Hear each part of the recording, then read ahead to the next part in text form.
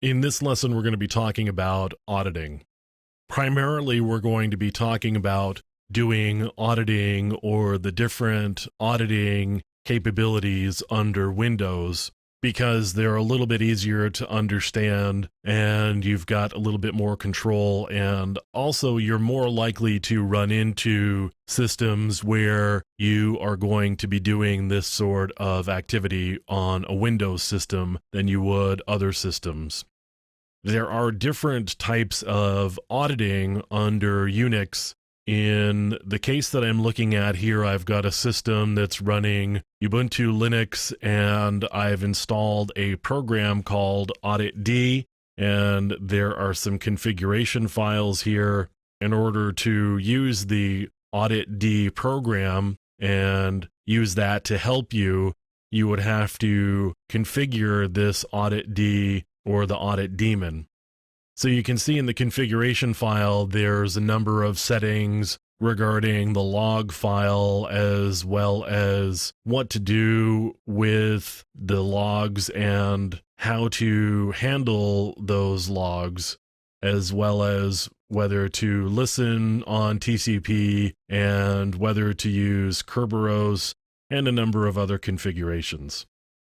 There's also a file called audit.rules, and in this case, it's just an empty file where you would have to add a number of your own rules that would allow you to do auditing on this particular system. Now, when we're talking about auditing, you can also use the syslog facility that's on a Unix-like operating system, and you can set up a number of rules in the syslog file that would allow you to turn up logging for particular events, and then you could use another program to do some filtering, like you could use LogWatch or some other sort of intrusion detection system or log monitoring system. So that might allow you to do some amount of auditing as well. But getting to the Windows auditing, we are going to do some policy auditing. So I can bring up the Windows menu here, and I've got administrative tools turned on. If you don't have this in your Windows menu, you can get it turned on by editing the menu, or there are other places to go find the administrative tools. So right now I'm going to bring up this program called Local Security Policy, and it's going to pop open my policy manager, and you can see a number of security settings here. I've got account policies. That would be where I would set password policies and account lockout policies. What I really want here is local policies, and I want to bring up my audit policies. So these are the policies that I've got on a local system, and there may be other things that I can do on a Windows domain or an Active Directory that would be in addition to these policies here. So you can see I can audit logon events. I can audit account management. So if users are created or deleted, I could do auditing on those. I can audit logon events, and that's not necessarily accounts. That could be places where services need to do some logon in order to start the service up. I can do policy change audits, privilege use, process tracking, system events, and all of these have ways that we can set it. So I can audit success or failure, or I could do both. So what I may want to do, for example, is audit logon event failure. And this would generate event logs when there was a logon attempt that failed.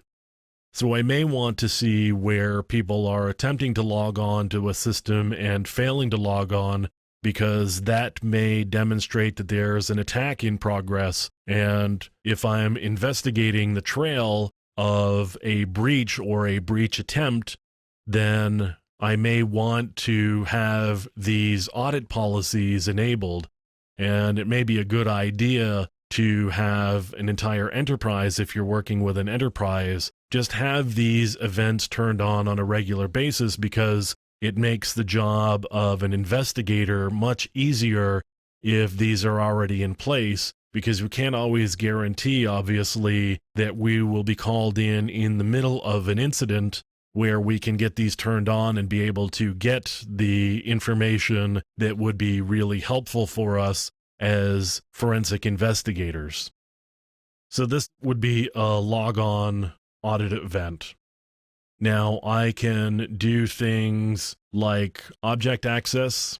I could do a failure on object, and an object would be anything that has system access control lists. So a good example would be files. If somebody tried to access a file and they didn't have permission for that, a failure audit would flag when they attempted to access that file that they didn't have permission for, and of course that object access failed.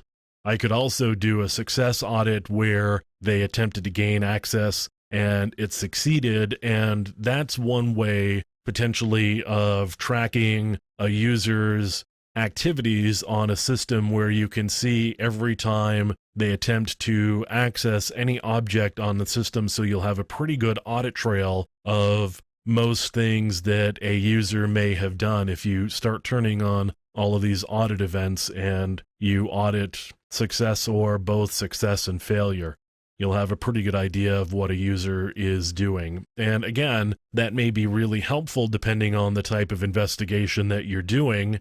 You may want to have that deep audit trail as you're going through and trying to figure out what somebody did and what they tried or attempted to do and whether they succeeded or failed. So these audit policies are really important, and not just as an afterthought for a forensic investigator, but something that if you are working as an investigator within a company, it's something you may want to think about working with the IT staff in order to come up with a reasonable level of auditing on every system. So in case something happens, you have that audit trail that you can go back and look at, so you can figure out what's really going on or what did go on in the case of an incident. So that's audit policies and the types of audit policies that we can set.